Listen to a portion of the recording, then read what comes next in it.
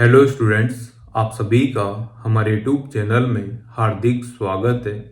आज की इस वीडियो में बात करने वाले हैं Kota university UG, PG, BEd MEd या फिर एमएड या फिर आपके जितने भी कोर्स कोटा यूनिवर्सिटी के अंतर्गत चलते हैं, तो आप सभी के फर्स्ट सेमेस्टर के एग्जाम और टाइम टेबल कब तक आ सकते हैं, इससे रिलेटेड जानकारी आपको इस वीडियो में मिलने वाली है। साथ में ही इस वीडियो में हम बात करेंगे उन स्टूडेंट्स की जिन्होंने दिसंबर 2023 में एग्जाम दिए थे और उनके बैक वेक लग गई है, तो उन स्टूडेंट्स के एग्जाम कब तक हो सकते हैं, क्या आपके साथ ही एग्जाम होने वाले हैं, या और थर्ड सेमेस्टर वाले जो स्टूडेंट हैं उनके एग्जाम कब तक हो सकते हैं, इससे रिलेटेड पूरी जानकारी आपको इस वीडियो में मिलने वाली है। तो आप लोगों से छोटी सी रिक्वेस्ट है, वीडियो आप लोग पूरा देखना, और अगर आप चैनल पर नए हैं तो चैनल को सब्सक्राइब, वीडियो को लाइक और बेल आइकन जरूर दबा लीजिएगा। और साथ में ही आप लोग हमारा टेलीग्राम चैनल चेतन वर्मा सर नाम से वो भी ज्वाइन कर सकते हैं, और केमिस्ट्री बाय चेतन सर नाम से एक चैनल है जिस पर आपको एनसीईआरटी से संबंधित जानकारी दी जाती है, पढ़ाया जाता है। तो आप लोग उस चैनल को भी ज्वाइन कर सकते हैं, सब्सक्राइब कर सकते हैं। ठीक है, चलिए बात करते हैं आपकी फर्स्ट सेमेस्टर एग्जाम की। तो पूरी जानकारी के लिए आप लोगों को एक एक चीज मैं बताने वाला हूं। देखो, हुआ ऐसा है कि आप लोगों के जो एग्जाम होते हैं सेमेस्टर के, एक साल में 2 बार होते हैं। आप सभी को अच्छे से पता होगा, पर फिर भी ये एक प्रोसेस है जो मैं आप लोगों को बता देता हूँ, क्योंकि बहुत सारे स्टूडेंट नए हैं। ठीक है ना। तो देखो, जैसा कि आप सभी को पता है कि आपने फर्स्ट ईयर में एडमिशन लिया है, तो फर्स्ट ईयर में आप लोगों के जो है 2 सेमेस्टर लगने वाले हैं। पहला सेमेस्टर आपके दिसंबर के महीने में लगता है, दिसंबर 2024 में लगेगा। दूसरा सेमेस्टर आपका जून में लगेगा। इसी टाइप से आपका ईयर रहेगा। ठीक है, तो पहला दिसंबर में और दूसरा सेमेस्टर जून में, फिर तीसरा जो सेमेस्टर रहेगा वो दिसंबर में, और फिर चौथा सेमेस्टर वापस से जून में। जिनके 2 साल का कोर्स है उनके 4 सेमेस्टर होंगे, 3 साल का कोर्स है तो 6 सेमेस्टर होंगे। इस टाइप से आप लोगों के जो है सेमेस्टर लगते हैं, साल में 2 सेमेस्टर आपके लगते हैं। अगर हम बात करें दिसंबर 2024 वाले पेपर की, यानी कि आप लोग जो भी फर्स्ट ईयर में हैं, फर्स्ट सेमेस्टर में हैं, फ्रेश स्टूडेंट अगर आप हैं, तो आपके जो एग्जाम है वो दिसंबर के महीने में हो जाने चाहिए थे। पर आप सभी को पता है कि यूनिवर्सिटी में डिले का प्रोसेस है, यानी कि पहले से ही डिले चल रहा है, तो अभी भी डिले होना तय था। अब डिले भी इतना डिले हो रहा है कि आप सोच रहे होंगे कि आप लोगों ने, जो फ्रेश स्टूडेंट है, उन्होंने दिसंबर के महीने में ही फॉर्म भर दिए होंगे। ठीक है, अब जो नए स्टूडेंट है, जिन्हों के बैक वेक लगी हुई है, जिन्हों का पहले से ही एडमिशन था, जो एक्स स्टूडेंट है, तो उन सभी के जो है फॉर्म अभी चल रहे हैं, और उनकी डेट अभी आगे है, मतलब कि अभी लास्ट डेट भी अभी थोड़ी सी दूर है। 15 मार्च तक उनका पूरा प्रोसेस होने वाला है। साथ में ही उनके वो स्टूडेंट भी आते हैं जो थर्ड सेमेस्टर का एग्जाम देंगे, तो उनके भी यहाँ पर जो है 15 मार्च तक का पूरा प्रोसेस, हार्ड कॉपी जमा कराने का, फॉर्म भरने, सब चीजें इसमें आ गई। तो 15 मार्च तक तो आप लोग समझ सकते हैं कि आपका न तो टाइम टेबल आना है और न ही आपका एग्जाम लगना है। अगर टाइम टेबल आ भी गया तो 12 मार्च से 15 मार्च तक आ सकता है, पर उसके बीच में आपके होली के अवकाश भी आने वाले हैं। 2 दिन का तो रहेगा ही सही, 14 और 15 तारीख का। तो इस वजह से मुझे उम्मीद नहीं है कि 15 तारीख से पहले पहले आपका कोई टाइम टेबल आपको देखने को मिल जाए। ऐसा बिल्कुल भी नहीं होने की कगार पे ही है, मतलब लगभग। तो अगर आप लोगों ने, जो फ्रेश स्टूडेंट है, जो 2024 में ही एडमिशन लिया है, उन सभी स्टूडेंट ने अगर दिसंबर 2024 में फॉर्म भरा था, तो उनके एग्जाम अभी हाल फिलहाल जो है 15 मार्च के बाद उनको टाइम टेबल देखने को मिल जाएगा। 15 मार्च से लेकर 20 मार्च के बीच में आप लोगों को अपना टाइम टेबल देखने को मिल सकता है। और अगर हम बात करें, अगर ये डेट नहीं बढ़ती है फॉर्म की, तो ही देखने को आपको मिलेगा 15 से 20 मार्च के बीच में।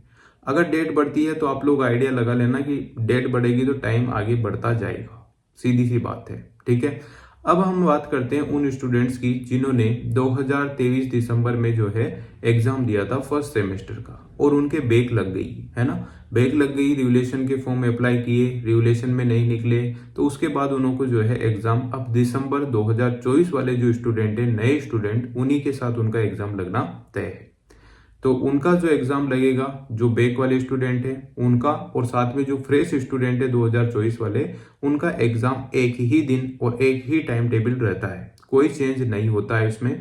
बस जो स्टूडेंट बैक वाले हैं उनका एक्स स्टूडेंट के तौर पर एग्जाम होगा, और जो नए स्टूडेंट हैं उनका रेगुलर या जो भी प्राइवेट है तो प्राइवेट उस हिसाब से होने वाला है, यानी कि 2024 दिसंबर उनके पेपर में भी लिखा आएगा, और जो बैक वाले हैं उनके पेपर में भी 2024 दिसंबर लिखा हुआ देखने को मिलेगा।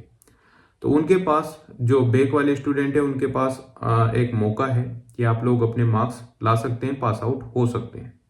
और जो स्टूडेंट फ्रेश हैं, जो पहली बार ही एग्जाम में बैठेंगे फर्स्ट सेमेस्टर में, तो उन स्टूडेंट्स के लिए भी ये मौका है कि वो किसी भी प्रकार की गलती ना करें, यानी कि किसी भी हालत में उनके बैक नहीं आनी चाहिए। अभी आपको जो टाइम मिल रहा है उसमें आप लोग इधर उधर की बातें न सोचकर ये सोचें कि पढ़े कैसे।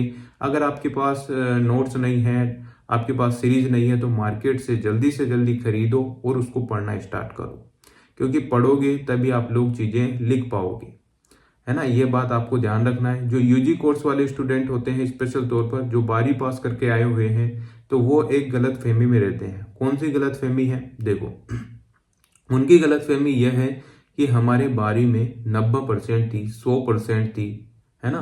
क्योंकि हर बच्चे के रहता है कि हाँ मैंने स्कूल टॉप किया है तो कॉलेज तो क्या है। तो मैं आपको क्लियर कह दूं, ऐसे ऐसे बच्चे भी मैंने देखे हैं। मैं आपको डरा नहीं रहा हूँ, धमका नहीं रहा हूँ, कुछ भी नहीं, आपको एक मोटिवेट कर रहा हूँ कि आप गलती ना करें, आप एक सही ट्रैक पे जाएं, आप अपनी अच्छी परसेंट बनाएं, अच्छे मार्क्स लाएं, अच्छी चीजें आप लोग करें, है ना। क्योंकि सभी को पता है परसेंटेज मायने नहीं रखती है, पर जहां आपके 80% है आपको कहने में थोड़ी दिक्कत नहीं होती है। एक आपकी सप्लीमेंट्री है तो आपको किसी को बताने में भी थोड़ी शर्म आती है, लज्जा महसूस होती है। तो बस ऐसा ही है। बाकी परसेंटेज इतना मायने नहीं रखती है तो आप सभी जानते हैं, पर थोड़ा तो मायने रखती है।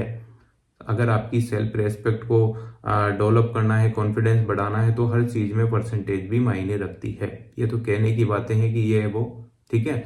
तो आप लोग ये ध्यान रखें कि हाँ अच्छी ठीक ठाक परसेंट बन जाए तो ठीक है। कम से कम फर्स्ट डिवीजन तो आप होने चाहिए कॉलेज में, तब तो आप लोगों को थोड़ा अच्छा फील होता है। बाकी ऐसा नहीं है कि मैं नहीं कह रहा हूँ कि आप second division third division pass ना हो, नहीं पढ़ोगे तो सेकंड डिवीजन थर्ड डिवीजन भी होना मतलब लाजमी सा है, ठीक है। तो अगर हम बात करते हैं आपके फर्स्ट सेमेस्टर एग्जाम की, तो आप प्रिपरेशन स्टार्ट कर दो। 15 से 20 मार्च के बीच में आपके टाइम टेबल आ सकता है। और जो बैक वाले स्टूडेंट हैं, पुराने स्टूडेंट, एक्स स्टूडेंट जो दिसंबर 2023 में फेल हो गए थे या बैक आ गई थी, उनके एग्जाम भी आपके साथ ही लगेंगे।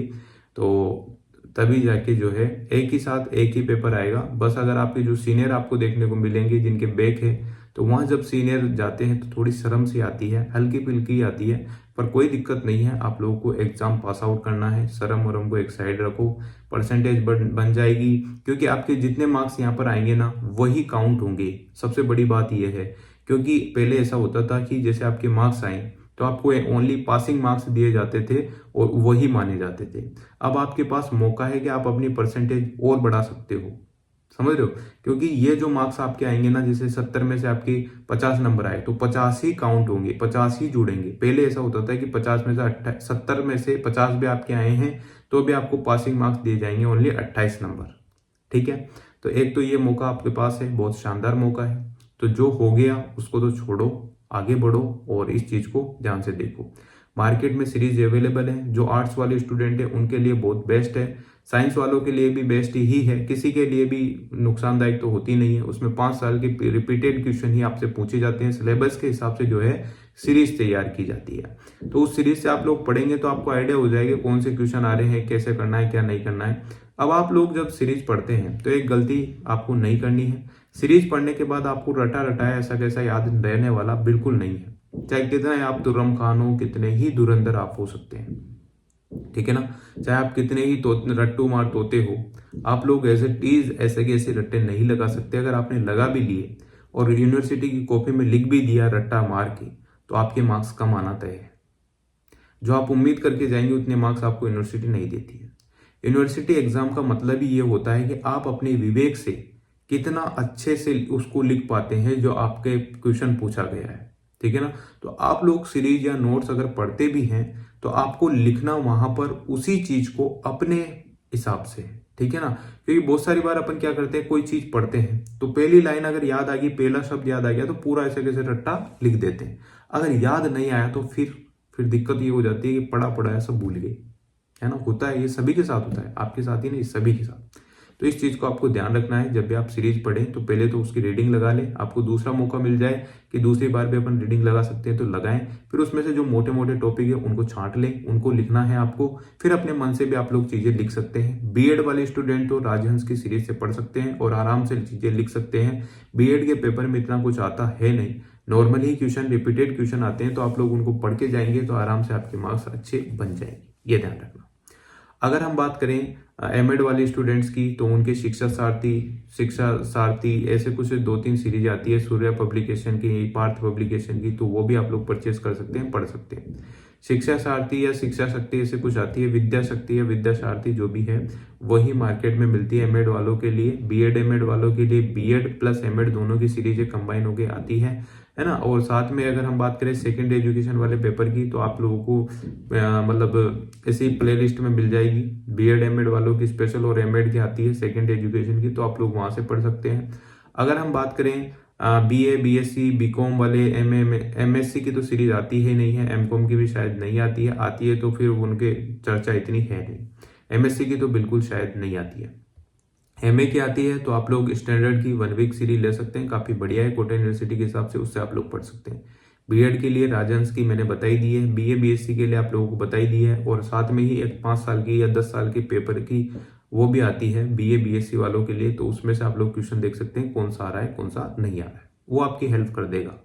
आपको पता चल जाएगा कि कौन से क्वेश्चन, बार बार वही क्वेश्चन रिपीटेड होते हैं। और आपको देखो मैं बता दूं, मोस्ट इंपोर्टेंट क्वेश्चन की अगर सीरीज में लेकर आऊंगा तो आप लोगों को पता चल ही जाएगा, वीडियो आप लोग देख ही लेना। अगर मैं नहीं भी बना पाता हूं तो सबसे पहले आप लोग अपना सिलेबस डाउनलोड करेंगे। सिलेबस डाउनलोड करने के लिए आप लोगों को क्या करना है, कोटा यूनिवर्सिटी लिखना है, उसके पीछे आपका बीए फर्स्ट सेमेस्टर सिलेबस तो निकल कर आ जाएगा, उसको डाउनलोड कर लेना है। उस सिलेबस में जो चीजें आपको दे रखी है एज इट इज वही चीजें आपसे पूछता है। जैसे आपसे लिखा गया है कि शिक्षा का सार्वभौमिकरण, तो वो तो टॉपिक बना के सिलेबस में आ गया, पर वहां पर आप लोगों को ये क्वेश्चन आएगा शिक्षा के सार्वभौमिकरण पर टिप्पणी लिखिए, तो आप लोगों को क्वेश्चन वही मिलेंगे। तो मोस्ट इंपोर्टेंट क्वेश्चन की जो सीरीज भी आएगी तो आपके सिलेबस से ही आएगी। कोई भी टीचर अगर आपके इंपोर्टेंट क्वेश्चन बता रहा है तो वो सिलेबस से ही बता रहा है, और आपको पता है कि सिलेबस से बाहर कोई चीज जाती नहीं, ठीक है ना, ये तो आपको अच्छे से पता होगा। बात ये भी हो गई। अब आप लोग सोच रहे होंगे कि बात वीडियो तो थी आपके एग्जाम से संबंधित, पर आप ये क्या बता रहे हैं। ये वो चीजें हैं जो आप लोगों को बताना बहुत जरूरी है, वरना फिर बहुत सारे स्टूडेंट मैंने ऐसे देखे हैं जो रोते रहते हैं, कमेंट करते हैं सर मेरा ये नुकसान हो गया, मेरा 1 साल बर्बाद हो गया, ये हो गया। तो बेटा एक बात तो ये ध्यान रखना, आप लोग फर्स्ट सेमेस्टर में आपकी किसी भी कंडीशन में बैक नहीं आनी चाहिए, कोशिश ये करना।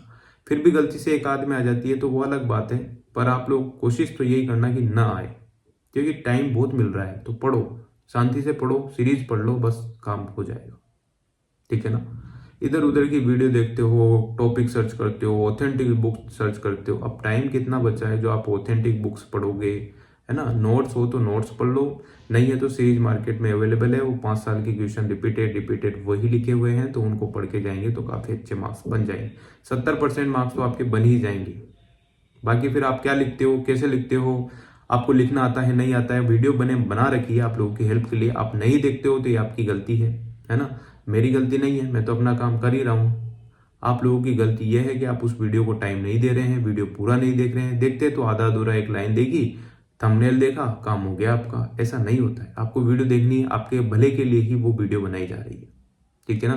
तो आप जरूर देखना सेमेस्टर एग्जाम में कॉपी कैसे लिखनी होती है, क्या करना होता है, तो उससे आपकी हेल्प हो जाएगी। और रही बात आपके टाइम टेबल की, तो टाइम टेबल आप लोगों को 15 से 20 मार्च के बीच में जो है देखने को मिल सकता है।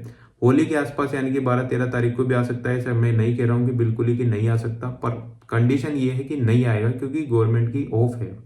तो 15 से 20 मार्च के बीच में आपको टाइम टेबल देखने को मिल सकता है। फर्स्ट सेमेस्टर का, जिनके फर्स्ट सेमेस्टर में बैक थी उनका भी साथ में एग्जाम होता है, जिनके थर्ड सेमेस्टर का एग्जाम है वो भी साथ में ही होता है। अब जिनके बैक है उनका पेपर कैसे होगा वो भी मैं बताऊंगा। पहले आप लोगों को एक और बात बता देता हूं कि आपके एग्जाम कब तक हो सकते हैं।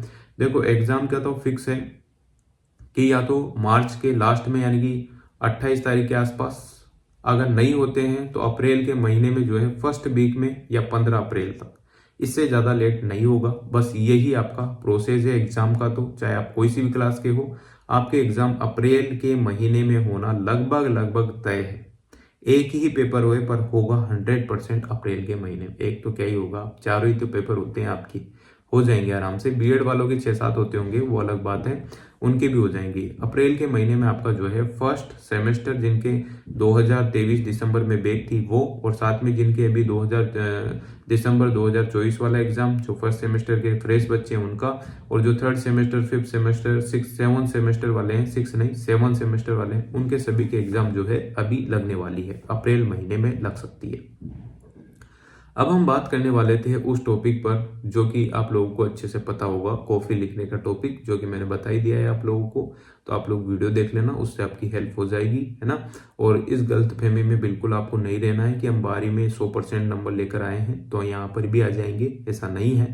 क्योंकि यहाँ 100% वाले, जो 12वीं में 100% वाले हैं, वो 55% पे आते हुए देखे हैं मैंने, कोई फेल होते भी देखे हैं। खुद मेरे भी 1-2 दोस्त थे, वो भी फेल हुए हैं, जो कोई मेरिट होल्डर थे। ठीक है, फिर ये बातें आप लोगों को बता देता हूँ ताकि आप गलती ना करें, बस यही मेरा कहना था, और ज़्यादा कुछ था नहीं।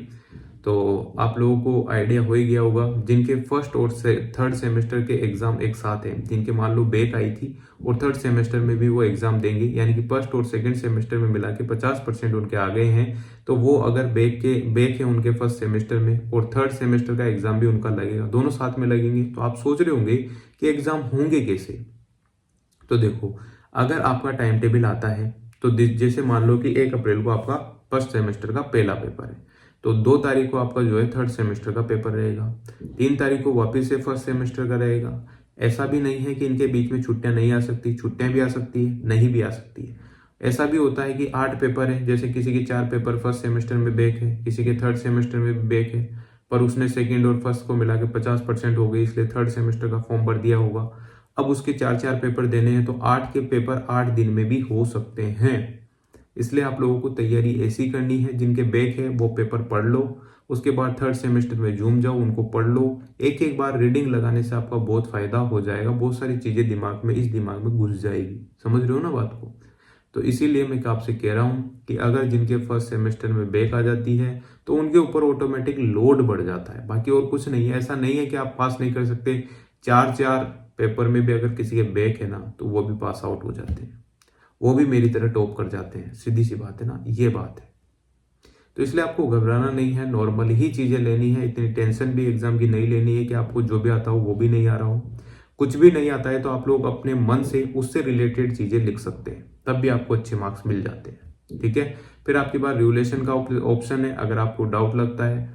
आपको कॉफी मंगाने का ऑप्शन भी है आजकल पेरेंट्स के साथ, तो आप लोग अपनी कॉफी भी देख सकते हैं। क्योंकि बहुत सारे स्टूडेंट का ये डाउट रहता है ना कि सर यूनिवर्सिटी मेरे को बार बार फेल कर रही है, मैं तो अच्छा लिख रहा हूँ, वो लिख रहा हूँ, तो आप अपनी कॉफी देखो, आपने क्या लिखा है, अपने माता पिता को दिखाओ कि मैंने क्या लिखा है, क्या नहीं लिखा है, क्या मुझे मार्क्स रियल में मिलने चाहिए। अगर मिलने चाहिए तो यूनिवर्सिटी को बताओ, यूनिवर्सिटी उसका संशोधन करेगी, समाधान करेगी।